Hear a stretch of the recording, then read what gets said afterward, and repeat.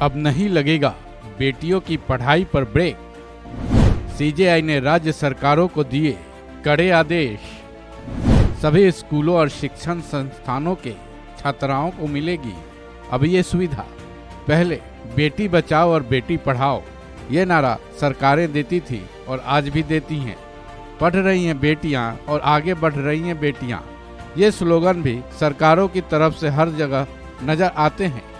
यानी कि अब स्कूल जा रही बेटियों को किसी तरह की कोई परेशानी नहीं रही।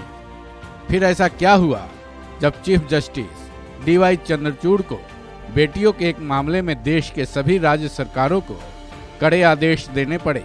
क्या हैं वो कड़े आदेश, ये हम आगे बताएंगे। पहले इस मामले की जड़ में जाना जरूरी है, तो चलिए रुख करते हैं सुप्रीम कोर्ट की तरफ, जहां CJI DY Chandrachud, justice Narasimha और जस्टिस JB पारदीवाला की पीठ एक अहम याचिका पर सुनवाई कर रहे थे। दरअसल देश के सभी स्कूलों में बेटियों के पीरियड्स और उनकी सेहत की स्वच्छता को लेकर कुछ गाइडलाइन तय किए गए हैं। इस मामले में वकील जया ठाकुर ने एक जनहित याचिका डाली थी।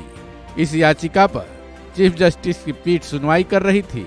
इस याचिका पर सुनवाई करते हुए पीठ ने जब ये कहा कि जब सभी स्टेट्स मेंस्ट्रुअल पीरियड्स के दौरान स्वच्छता को लेकर अपनी योजना बताएं, जिस पर सेंट्रल गवर्नमेंट की तरफ से इंडिया की additional solicitor general Aishwarya Bhati ने अपने जवाब में कहा कि हेल्थ सेवा राज्य सूची का सब्जेक्ट है।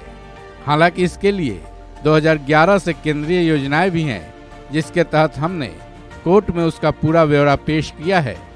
जिसके बाद CJI की पीठ ने सभी राज्य सरकारों से बेटियों के लिए पीरियड्स के दौरान दी जाने वाली सुविधाएं और सेहत स्वच्छता के लिए बनाई गई योजना पर खर्च होने वाले धन का ब्यौरा मांगा है। इसका मतलब हुआ कि CJI की पीठ ने देश के सभी राज्य सरकारों से ये पूछा है कि इस मामले में वो पूरा डिटेल पेश करे।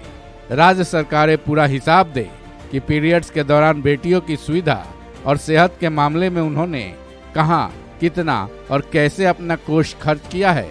साथ ही इसका भी वो ब्यौरा दें कि जो भी धन खर्च कर रहे हैं वो केंद्र सरकार की तरफ से दी जाने वाली नेशनल हेल्थ स्कीम के कोष से खर्च कर रहे हैं या फिर अपने राज्य के रेवेन्यू से।